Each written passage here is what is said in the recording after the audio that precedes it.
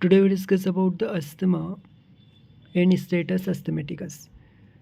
तो अस्थमा क्या होता है? Asthma is a chronic inflammatory disorder of the airway associated with airway hyperresponsiveness that lead to recurrent episode of wheezing, breathlessness, chest tightness, coughing, particularly at night or in the early morning.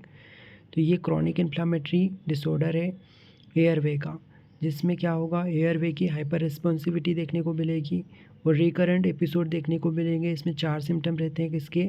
Waging, breathlessness, chest tightness और coughing. Particularly ये night में होता है या early morning में होता है। ये जो एपिसोड है ये एसोसिएटेड होते हैं wide spread but variable air flow obstruction with in the lungs that is reversible either spontaneously और विद ट्रीटमेंट। तो ये रिवर्सिबल होता है आइदर ट्रीटमेंट के साथ या फिर स्पॉन्टेनियसली रिवर्स हो जाएगा। वाइड स्प्रिंग यहाँ पे क्या देखने को मिलेगा? वाइड स्प्रेडली एसोसिएशन रहेगा एयरवे का, ठीक है, और एयर फ्लो ऑब्स्ट्रक्शन मिलता है इसमें। पैथोफिजियोलॉजी, एयरवे हाइपर रिएक्टिविटी देखने को मिलती है। एयरवे जो है वो नैरो हो जाएगा excessively in response to the trigger factor. Trigger factor आगे हम डिस्कस करेंगे काउजेस में। तो ट्रिगर फैक्टर जैसे आएगा तो उसके रिस्पॉन्स में क्या होगा? एक्सेसिवली नैरो हो जाएगा एयरवे। इसके बाद behaviour of airway smooth muscles include the degree of airway narrowing and the neurogenic mechanism. तो न्यूरोजेनिक मैकेनिज्म या फिर जो स्मूथ मसल्स है उसका बिहेवियर, ये भी पैथोफिजियोलॉजी में मेन रोल है इसका। इसके अलावा तीसरा क्या है? Relationship between the atopy and asthma is well stabilize. Atopy यानी आईजी एंटीबॉडी प्रोडक्शन होगा तो एलर्जी देखने को मिलेगी। इसका भी रिलेशन रहेगा अस्थमा से। एनसेट्स हो गए, एनसेट इंड्यूस अस्थमा, जिसमें कि अपन सैलिसिलेट्स लेंगे, एस्प्रिन लेंगे, तो इससे भी क्या होगा? इंड्यूस होगा। साइक्लो ऑक्सीजन एनसेट्स लिया, इसका इंजेक्शन हुआ सैलिसिलेट्स का, तो इससे क्या होगा? इनिबिशन हो जाएगा साइक्लो ऑक्सीजनेस एंजाइम का। एनसेट्स वगैरह से साइक्लो ऑक्सीजनेस एंजाइम का इनिबिशन होगा। इससे क्या होगा? Shunting the metabolism of arachidonate acid through the lipoxygenase pathway. तो जो यहाँ पे शंटिंग हो जाएगा, मेटाबॉलिज्म जो है पूरी तरीके से शंट हो गया अरेकिडोनिक एसिड का लिपोजेनेस पाथवे के थ्रू। तो फिर यहाँ पे रिजल्ट क्या होगा? यहाँ पे अस्थमोजेनिक सिस्टेनाइल, तो यहाँ पे किसका प्रोडक्शन होगा? अस्थमोजेनिक सिस्टेनाइल ल्यूकोट्रिन्स का प्रोडक्शन होगा। फिर एक्सरसाइज इंड्यूस अस्थमा, तो इसमें हाइपर वेंटिलेशन रहता है due to the water loss from the pericellular lining fluid of respiratory mucosa. जो रेस्पिरेटरी म्यूकोसा में पेरीसेलुलर लाइनिंग फ्लूइड है वहाँ से वाटर लॉस हो रहा है इसकी वजह से, एक्सरसाइज की वजह से, ठीक है। और परसिस्टेंट अस्थमा, जिसमें कि क्रॉनिक इन्फ्लामेटरी रिस्पॉन्स देखने को मिलेगा, इन्फ्लामेटरी सेल्स का इन्फिल्ट्रेशन होगा, साइटोकाइंस, कीमोकाइंस और ग्रोथ फैक्टर्स रिलीज होंगे। Types of asthma extrinsic, intrinsic and mix. So extrinsic versus intrinsic में डिफरेंस बात करें तो इंट्रिंसिक चाइल्डहुड में होता है, एक्सटेंसिक चाइल्डहुड में होता है, इंट्रिंसिक एडल्टहुड में होता है। एक्सटेंसिक में family history, personal history present रहेगी, इंट्रिंसिक में एब्सेंट है family history, personal history. Atopy present रहती है एक्सटेंसिक अस्थमा में, एलर्जी, और इंट्रिंसिक में नहीं रहती। एलर्जेंस का मेन रोल है एक्सटेंसिक अस्थमा में, जैसे डस्ट पोलन डेंडर का। इंट्रिंसिक में कोई रोल नहीं है। Drug hypersensitivity intrinsic asthma में रहती है, जैसे एस्प्रिन हाइपर सेंसिटिविटी। आईजीई का लेवल एक्सटेंसिक अस्थमा में बढ़ जाता है, इंट्रिंसिक में आईजी का लेवल नॉर्मल रहता है।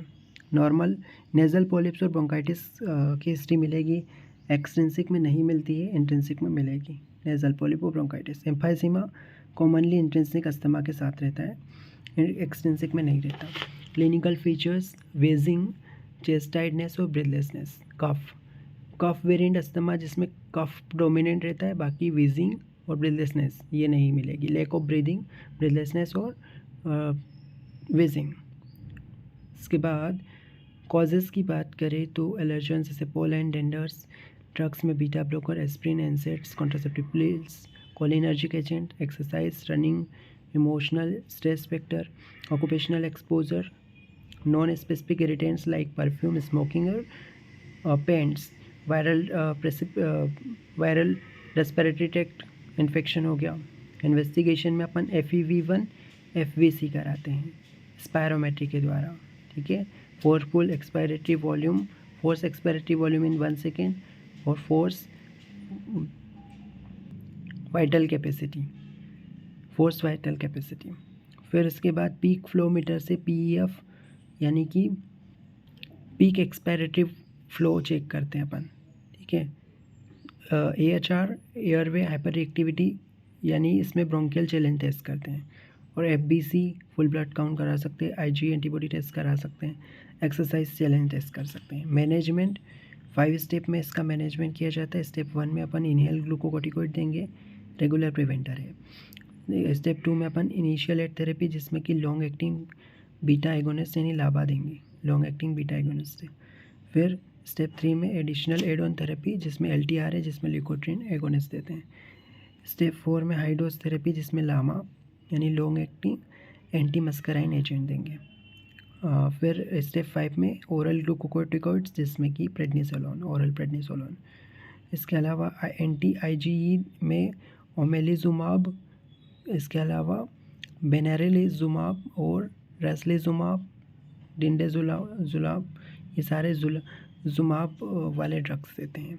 कॉम्प्लिकेशन रेस्पिरेटरी फेल्यूर, हाइपोकेलेमिया हो सकता है, nausea, vomiting etcetera.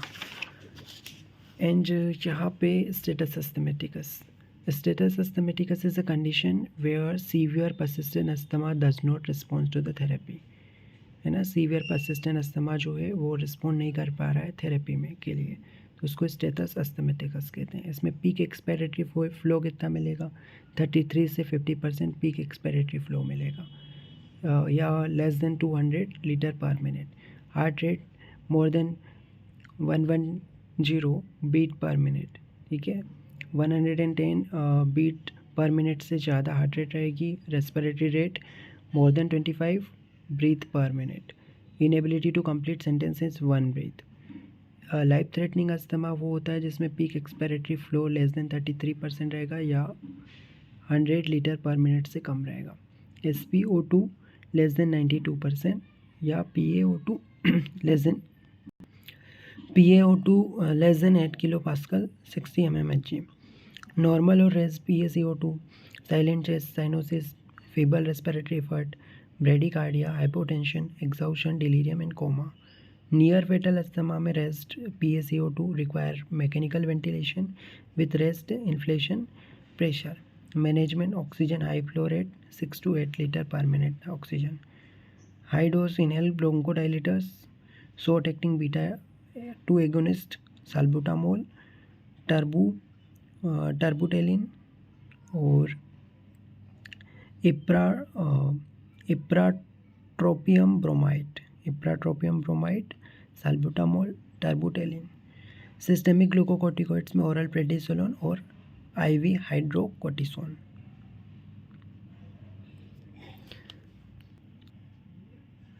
How to use a metered dose inhaler. Inhaler को कैसे यूज़ करना है, तो सबसे पहले remove the cap and shake the inhaler, breathe out gently and place the mouthpiece into the mouth, incline the head backward to minimize the oropharyngeal deposition. Simultaneously begin a slow deep inspiration and depress the canister and continue to inhale. Hold the breath for 10 seconds. Airway hyperreactivity in asthma, ये graph है। This is demonstrated by the bronchial challenge test with sequentially increasing concentration of either histamine or methacholine or mannitol. तो यहाँ पे क्या करेंगे, histamine, mannitol, ये इसका challenge test करते हैं। तो bronchial challenge test with the sequentially increasing concentration of either histamine mannitol देखते हैं। तो यहाँ पे ये दिख रहा है जो अपन को ग्राफ में FeV1 और वर्टिकल एक्सिस पे दिख रहा है और आपको हॉरिजॉन्टल पे दिख रहा है हिस्टामिन का कंसंट्रेशन, ठीक है। तो ये जो रेड है ये सीवियर अस्थमा, ठीक है। पर्पल मॉडरेट अस्थमा, ब्लू वाला माइल्ड और नॉर्मल वाला ग्रीन है।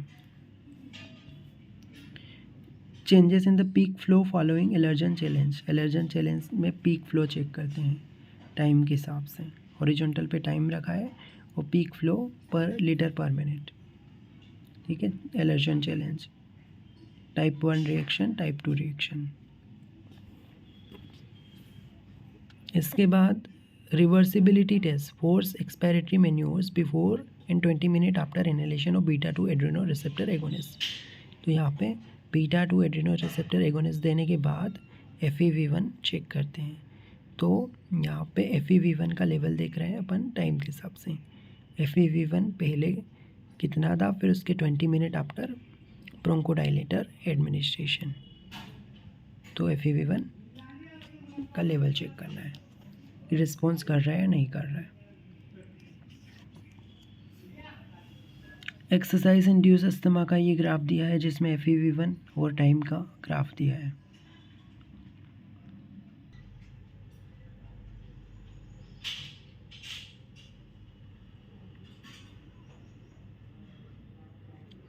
स्क्रीनशॉट।